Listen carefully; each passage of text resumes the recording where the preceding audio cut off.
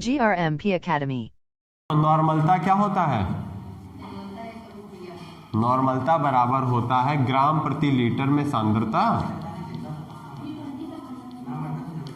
और अपॉन में क्या होता है? तुल्यांकी भार।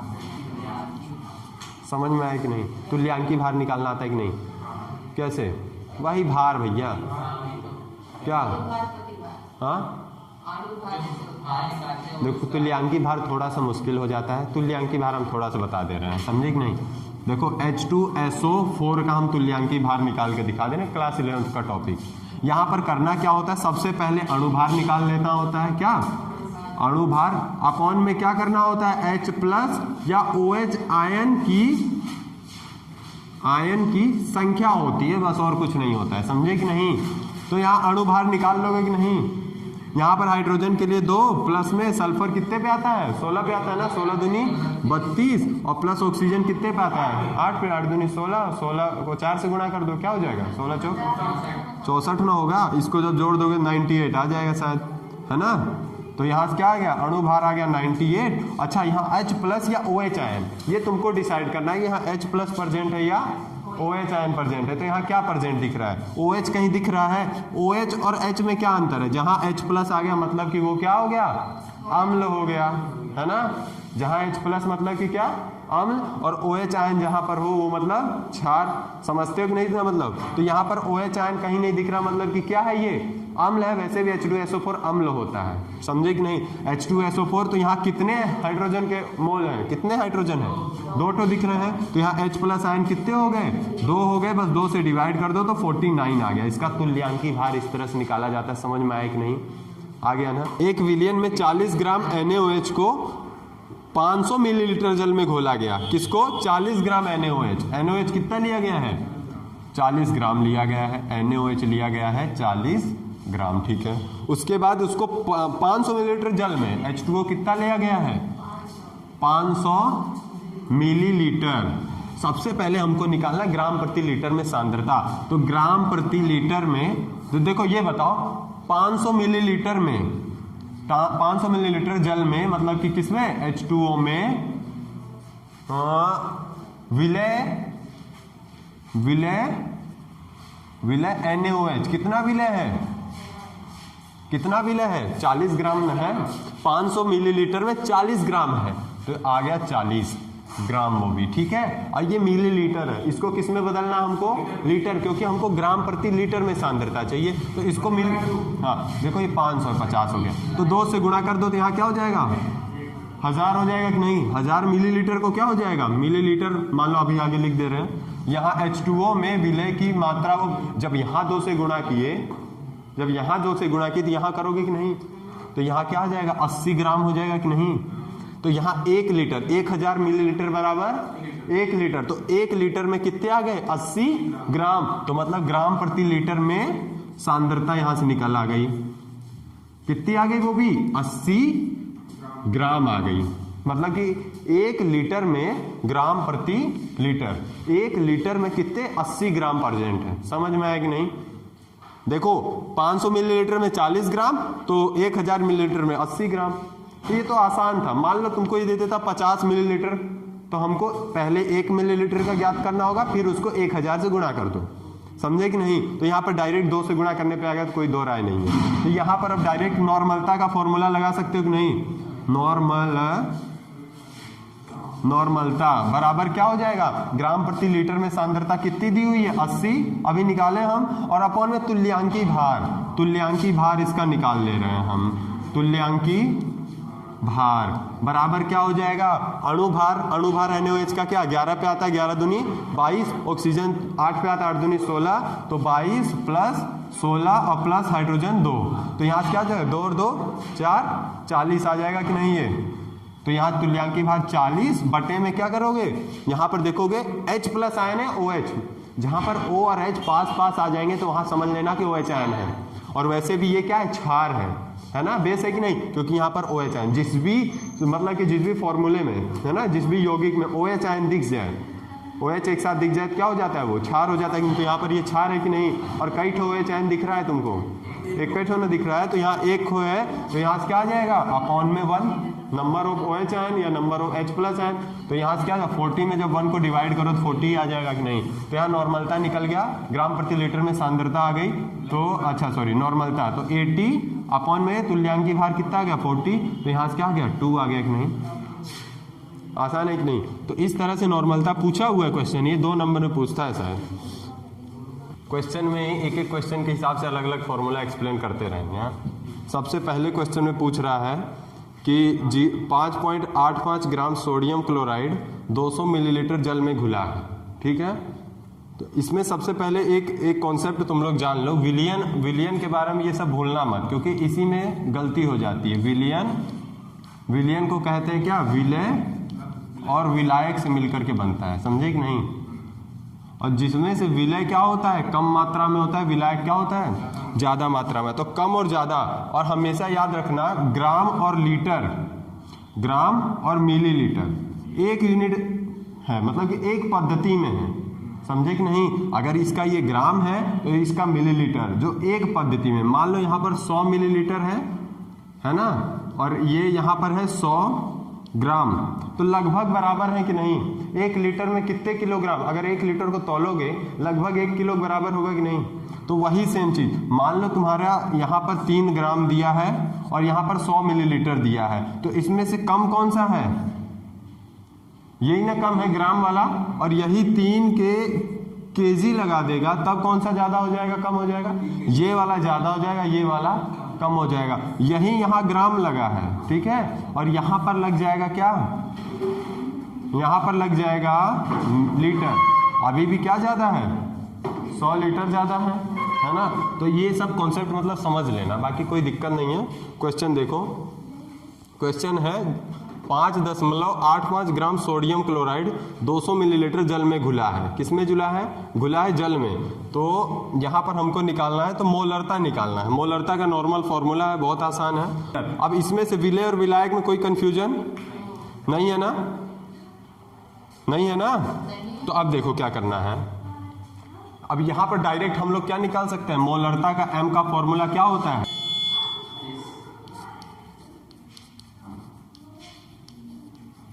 तो निकालो। मोल अंश कैसे निकालोगे, अंश का फॉर्मूला डायरेक्ट होता है, मोल अंश बराबर क्या होता है, मोल अंश का फॉर्मूला होता है भार बटे में अणु भार। ये जान लो, समझे कि नहीं। भार क्या है, मोल अंश, भार मतलब वजन है ना, वजन से लग रहा है। NaCl का निकालना है, क्योंकि विलय का मोल है, इसमें विलय क्या है, NaCl ना है, कम मात्रा में जो है। तो भार क्या है NaCl का, इतना ही ना है। और अणु भार निकालना बहुत आसान है, अणु भार किसका, NaCl का। क्या निकल जाएगा, बराबर में सोडियम कितने पे आता है, 11 दूनी 22, 17 दूनी, तो ये क्या हो जाएगा, 2 6 और 3 और 2 56 हो जाएगा।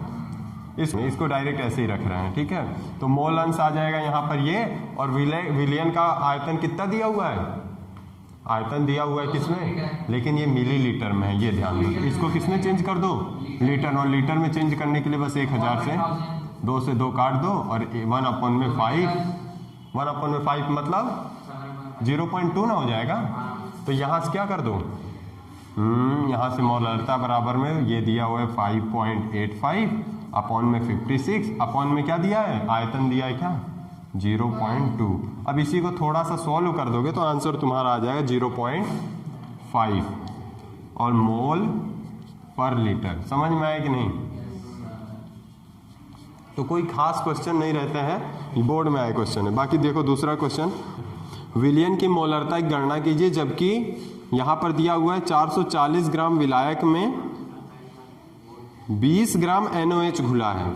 देखो यहां पर ग्राम ग्राम में दोनों चीज दिया हुआ है कि नहीं, कहीं लीटर है नहीं ना, है लीटर नहीं दिया है ना, तो क्या हो जाएगा, किलोग्राम आ जाएगा। तो यहां पर देखो सबसे पहले मोल अंश तो सेम टू सेम ऐसे ही निकालोगे, मोल अंश बराबर क्या हो जाएगा, NaOH का अणु भार कितना है, 20 ग्राम में है, अणु भार क्या हो जाएगा 22, 16 कितना हो गया 22 और 2 क्या 24 और 4 20 और 20 और 20 40, यही ना होगा। तो 1/2 आ जाएगा कि नहीं। तो यहां से क्या आ गया 1/2 अपॉन में क्या हो गया बिलियन, किसको 1/2 आ गया। बिलियन का आयतन किलोग्राम में, इसको किलोग्राम में कैसे बदलेंगे, बदल देंगे ना, 1000 से भाग, तो 1 से 1 कट गया, तो इसको जब 2 मतलब कि 0.44 आ जाएगा, 2 के बाद बस पॉइंट खिसक जाएगा, तो 0.44 आ गया, समझे कि नहीं। बस इसको थोड़ा सा सोल्व कर दो, तो यहाँ से क्या हो जाएगा, ये तुम्हारा आ गया क्या, हाँ ये तुम्हारा मोललता आ रहा है, यहाँ पर देख रहे हैं मोललता बराबर ये आ जाएगा। इसको सोल्व करने के बाद क्या आ जाएगा, देखो 1/2 और डिवाइड क्या है इसमें 0.44 डिवाइड है, तो 1/2 मल्टीप्लाई में क्या हो जाएगा 1 अपॉन में 0.44, तो यहाँ से क्या आ जाएगा 1 अपॉन में 0.88 आ जाएगा कि नहीं। तो यही तुम्हारा क्या हो जाएगा आंसर हो। देखो यहाँ पर थोड़ा सा कंफ्यूज मत होना, यहाँ पर क्वेश्चन देखो किस तरह से पूछा है, भारानुसार मोल प्रभाज का सबसे पहले हम वो बता दे रहे हैं, मोल प्रभाज, और काफी जब बार क्वेश्चन ये दे देता है मोल अंश, तो मोल अंश से कंफ्यूज मत हो जाना, क्योंकि अभी जो हम बोल रहे थे मोल अंश बार बार बोल रहे थे, वो मोल में उसका भाग था, बस मोल अंश पूछ लेता है, ठीक है, बात दोनों सेम है। तो इसका फॉर्मूला क्या होता है n अपॉन में n प्लस में n। देखो यहां पर एक बार अच्छे से समझ लेना, n क्या होता है, n जो होता है छोटा n दिख रहा है ना, और ये बड़ा n दिख रहा है, ठीक है, छोटा किसके लिए विलय के लिए, बड़ा किसके लिए विलायक के लिए ना। तो छोटा के लिए मतलब कि ये जो विलय का मोल भाग है, मोल में भाग किसका है विलय का, और विलय का कैसे निकालो भार अपॉन में अणु भार, सेम चीज वही, और ये बड़ा वाला n जो है वो विलायक का है, किसका है विलायक का, वही सेम चीज भार बटे में अणु भार, ठीक है। उसी तरह से मोल प्रभाज या मोल अंश निकाला जाएगा, समझे कि नहीं। एक क्वेश्चन दिखाते हैं, देखो एक क्वेश्चन क्या है यहाँ पर, देखो भारानुसार 25% गिल्सरोल का यहाँ पर फॉर्मूला भी दिया हुआ है, गिल्सरोल का क्या दिया है फॉर्मूला, वो भी वो क्या दिया है गिल्सरोल दिया है 25% मतलब 25% गिल्सरोल दिया है, मतलब C3H8OCO3 के विलयन में गिल्सरोल के मोल अंश की गणना करना है, गिल्सरोल के मोल अंश की गणना करना है। अब देखो ये 25% है, जाहिर सी बात है 100% विलयन होगा, और ये 25% है, तो गिल्सरोल क्या है विलय है या विलायक है। हम कह रहे हैं विलय और विलायक की कंफ्यूज हो जाओगे, इसको अच्छे से समझ लो, ये 25% है तो क्या है ये विलय है कि नहीं। तो यहाँ पर गिल्सरोल का पता करना है, मतलब कि विलय वाला फॉर्मूला लगाओगे, मोल अंश पता करना है, तो मोल अंश बराबर n अपॉन में n प्लस में n, ठीक है। तो यहाँ n निकाल लो, n बराबर क्या आ जाएगा गिल्सरोल के लिए, इसका क्या निकाल लो भार कितना है, मान लो यहाँ पर 100 मिलीलीटर का विलयन है, क्या है विलयन की कुल मात्रा, माना विलयन की, यहाँ लिख लो माना विलयन की कुल मात्रा, विलयन की कुल मात्रा जो है वो कितनी है 100 मिलीलीटर है। तो यहाँ पर जो है कि गिल्सरोल कितना लिया गया है 25%, तो गिल्सरोल कितना आ जाएगा तुम्हारा, डायरेक्ट कितना निकल के आ जाएगा,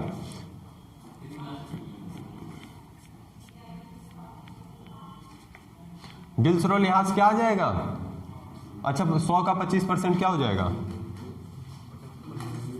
100 का 25% C3H8O3 की मात्रा, इसकी मात्रा क्या आ जाएगी, जब 100 मिलीलीटर कुल है तो 100 का 25% 25, हम कह रहे हैं जब 100 का पूछा जाता है जितने का परसेंट वही होता है, तो 100 का परसेंट कितना आ जाएगा 25% आ गया कि नहीं, तो गिल्सरोल की मात्रा आ गई, और तो यहाँ पर इसका भार क्या है 25, गिल्सरोल के लिए छोटा वाला n क्योंकि वो घुला हुआ है, अपॉन में अणु भार, गिल्सरोल का अणु भार निकाल लो C3, कार्बन कई ठो 6 ठो और 3 को 6 से गुणा कर दो, कार्बन 6 पे आता है, 6 दूनी 12 से गुणा करोगे, ठीक है, और प्लस हाइड्रोजन के लिए 8 1, और प्लस क्या हो जाएगा ऑक्सीजन के लिए 3, और प्लस इंटू में 16, तो इसको बस थोड़ा सा 12 दूनी 36, प्लस में 8, प्लस में 16 दूनी 32 16 48, इसको थोड़ा सा जोड़ दो, क्या आ जाएगा, जोड़ने के बाद आ जाएगा तुम्हारा 92, क्या जाएगा 92, तो यहाँ से क्या जाएगा 92। तो यहाँ पर देखो n का वैल्यू आ गई, n और निकाल लो बड़ा वाला n, बड़े वाला n के लिए क्या आ जाएगा।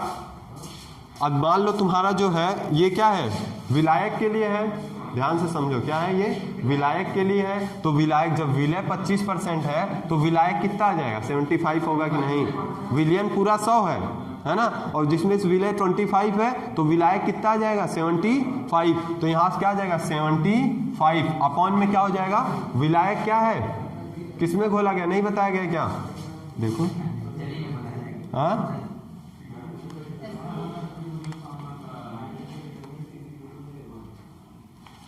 अच्छा इसमें भार नहीं दिया गया विलायक का, अच्छा जल दिया गया है ना, किसमें घोला गया है, भारानुसार ग्लिसरॉल के विलयन को ग्लिसरॉल के मोल अंश की गणना करना है। यहाँ देखो क्वेश्चन में लिखा नहीं है, वैसे जो है भार जो मतलब कि ये दिया गया है जल में घोला गया है, ठीक है, पानी में घोला गया है। तो यहाँ पर क्या जाएगा, पानी का भार निकाल लो, अणुभार H2O, H2O के लिए क्या हो जाएगा 2 इंटू में 2 प्लस में 8 दूनी 16, अरे 2 नहीं 1 लेंगे इसके लिए, तो क्या आ जाएगा 18 आ जाएगा। तो यहाँ से क्या आ गया 18, बस ये आ गया। तो यहाँ पर दोनों इसको दोनों वैल्यू रख दो, 25 अपॉन में 92 अपॉन में क्या आ जाएगा n, बड़े वाले n की वैल्यू 75 अपॉन में 18 और प्लस क्या आ जाएगा 25 अपॉन में 92। बस इसको बस फॉलो कर देंगे तो हमारा आंसर आ जाएगा लास्ट में 0.06। समझ में आया कि नहीं? देखो यहाँ पर करना कुछ नहीं होता है, मोल अंश कैसे निकालोगे, सबसे पहले तो हमको पता करना होगा कम क्या है, कम तो यहाँ जाहिर सी बात है जो 25% है वही कम होगा, और उसका मोल अंश मतलब मोल भाग, मोल में उसका मात्रा निकालना है, कुल मिला के मोल में मात्रा फॉर्मूला भार बटे में अणुभार करना है, कुछ करना नहीं है। भार कैसे निकालिए हम लोग, जो भार जब नहीं दिया रहता तो हम लोग मान लेते हैं, किसमें मान लेते हैं 100 मिलीलीटर मान लेते हैं, पूरा विलियन है तो उसमें से कितना आ जाएगा 25% तुम्हारा क्या आ जाएगा विलय आ जाएगा, और विलय क्या है यहाँ पर C3H8O3, तो वही सेम चीज लिख दिए हैं हम लोग, और जब जो बचा रहेगा वही तो विलायक होगा, समझे कि नहीं। तो इस तरह से क्वेश्चन तुम्हारा करना है। देखो परासरण दाब का डायरेक्ट एक फॉर्मूला याद कर लेना, क्योंकि बीच में डेरिवेशन है उसको हम करवाए भी थे ना। तो P इक्वल टू डायरेक्ट क्या होता है यहाँ पर W,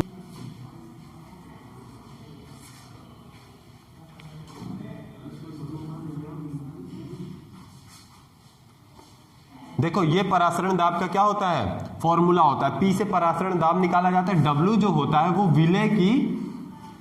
विलय की मात्रा होती है। W छोटा वाला है ना, बड़ा वाला तो नहीं दिख रहा है ना, है ना, तो ये विलय की मात्रा होगी, और M क्या होता है अणुभार होता है, वो भी किसका अणुभार होता है विलय का अणुभार होगा, क्योंकि ये छोटा वाला लिया गया है। V जो होता है वो आयतन होता है, और वो भी किसका होता है विलियन का, पूरे विलियन का आयतन होता है। S एक कांस्टेंट होता है जिसकी वैल्यू होती है 0.0821 होता है ना, और T जो होता है वो ताप होता है, मतलब टेम्परेचर। तो इतना चीज इसके परासरण दाब, अगर कोई भी क्वेश्चन रहेगा इतना चीज हमको दिया रहेगा, हमको डायरेक्ट इसमें फॉर्मूले में पुट करना है और आंसर आ जाएगा। तो देखो क्वेश्चन बोर्ड में आया हुआ बताते हैं हमें, देखो फॉर्मूला लिखा रहने देता हूं, यहाँ पर लिखा हुआ है किसका परासरण दाब हमको निकालना है, 0 डिग्री सेल्सियस ताप पर टेम्परेचर दे दिया। देखो क्वेश्चन करने का यही तरीका है, पढ़ते जाओ और लिखते जाओ, ठीक है। तो सॉल्यूशन हम कर रहे हैं, देखो क्वेश्चन में लिखा गया है 0 डिग्री सेल्सियस, मतलब टेम्परेचर दिया हुआ है, ताप क्या दिया हुआ है 0 डिग्री सेल्सियस। सबसे पहले याद रखना हमेशा ताप जो है केल्विन में लेना है, और केल्विन में बदलना बहुत आसान है, 273 केल्विन, मतलब कि डिग्री सेल्सियस अगर 1 होता तो बस जुड़ता है, समझे कि नहीं। तो यहाँ 273 केल्विन आ गया। उसके बाद क्या करना है, ताप पर 0.45 ग्राम ग्लूकोज को, यहाँ पर क्या दिया है 0.45 ग्राम ग्लूकोज को 250 मिलीलीटर जल में घोलकर, तो यहाँ पर 0.45 ग्राम ग्लूकोज दिया है। ग्लूकोज क्या दिया है, ग्लूकोज क्या होता है C6, क्या होता है, नहीं उसका कोई काम भी नहीं। ग्लूकोज की मात्रा क्या दी हुई है तुमको, ग्लूकोज की मात्रा दी हुई है 0.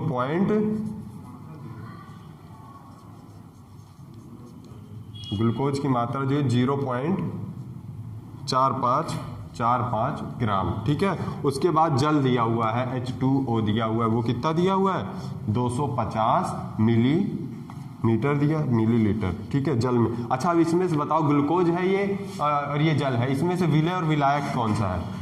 बताओ, विलय और विलायक कौन सा है? हाँ, कौन सा विलय और कौन सा विलायक है? ये विलय ना, ग्लूकोज ना विलय, क्योंकि ये क्या है, कम है, तो ग्लूकोज का भार, मतलब कि ये W क्या होता है, विलय की मात्रा या विलय का भार। मात्रा मतलब जितना है वो कितना है 0.45 ग्राम, है कि नहीं? और H2O कितना है 250 मिलीलीटर, है ना? तो यहाँ पर क्या हो जाएगा 250 मिलीलीटर आ गया। उसके बाद देखो क्या क्या दिया हुआ है, हो गया हाँ, ये 250 मिलीलीटर, मतलब V का मान दिया है कितना 250 मिलीलीटर में दिया। इसको किस में चेंज कर लो, लीटर में चेंज कर लो। 1 0 से 1 0 काट 1/4। और क्या दिया है, परास घोलकर विलयन बनाया जाता है, इस परासरण दाब निकालना। जहां पर तुमको क्या दिया है, S की वैल्यू दी हुई है। कंफ्यूज मत होना, कई बार S को R भी लिखते हैं। क्या लिखते हैं? R। S और R में कोई कंफ्यूजन, कई बार R लिख देंगे, कई बार S लिख देंगे। ठीक है, तो बस S की वैल्यू क्वेश्चन में दिया है, वैसे तुम लोग याद कर लेना S की वैल्यू। तो यहाँ डायरेक्ट P इक्वल टू क्या रखेंगे, W का मान दिया 0.45 अपॉन में M का मान, M क्या निकालना है तुमको, अणुभार होता है, वो भी किसका, विलय का अणुभार। अब विलय का अणुभार क्या हो जाएगा, ग्लूकोज का अणुभार, है ना? और ग्लूकोज का फॉर्मूला क्या होता है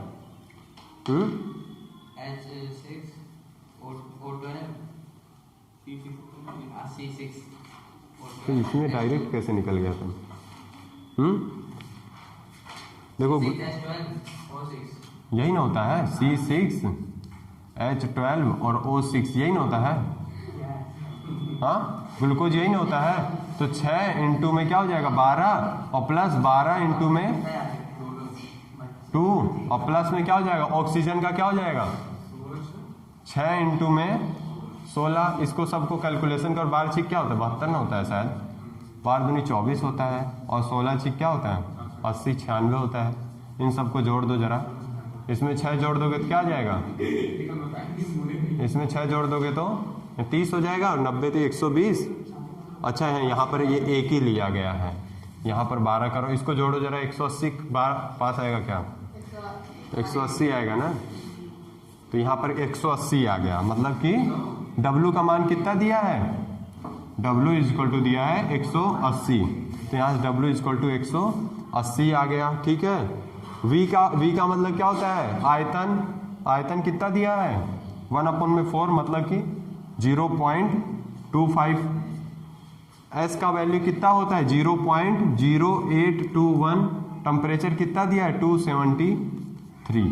इसका बस कैलकुलेशन करना है, समझे कि नहीं? कैलकुलेशन करके बताएं क्या, बस कर दो। देखो पॉइंट के पास पॉइंट न है, हट जाएगा, यहाँ पर 45 हो जाएगा, और नीचे क्या हो जाएगा 180 मल्टीप्लाई बाई 25।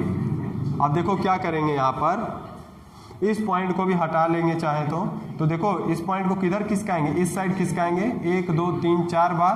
तो क्या करेंगे, नीचे में 4 आ जाएगा, 1 2 3 4, समझे कि नहीं? इधर यहाँ से क्या आ गया, मल्टीप्लाई में हो गया, और इधर कर दो 821 मल्टीप्लाई बाई 273। इसको डायरेक्ट आंसर आ जाएगा। देखो यहाँ पर अगर काट पीट के लोगे तो इसका आंसर आएगा 0.22 ATM आ जाएगा, समझे कि नहीं? तो ये कैलकुलेशन है, इसमें कैलकुलेशन बस करना है, वैल्यू पुट करना है, कुछ करना नहीं है, समझे कि नहीं? परासरण दाब में